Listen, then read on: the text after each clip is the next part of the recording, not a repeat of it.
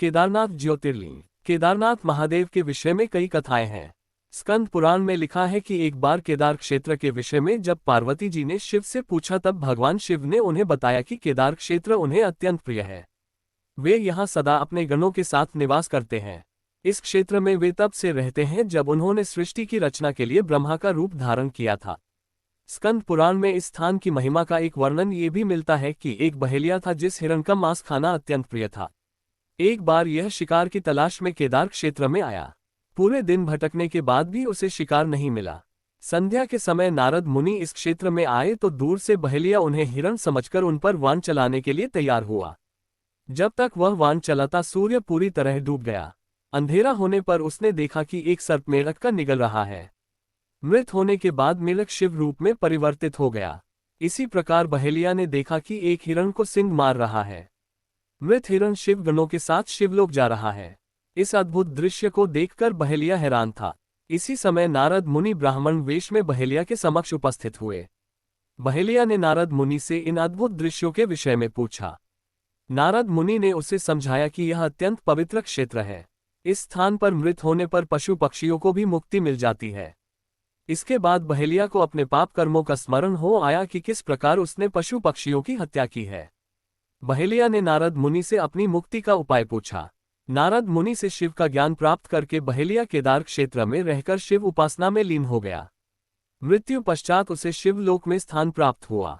केदारनाथ ज्योतिर्लिंग की कथा। केदारनाथ ज्योतिर्लिंग की कथा के विषय में शिव पुराण में वर्णित है कि नर और नारायण नाम के दो भाइयों ने भगवान शिव की पार्थिव मूर्ति बनाकर उनकी पूजा एवं ध्यान में लगे रहते। इन दोनों भाइयों की भक्तिपूर्ण तपस्या से प्रसन्न होकर भगवान शिव इनके समक्ष प्रकट हुए।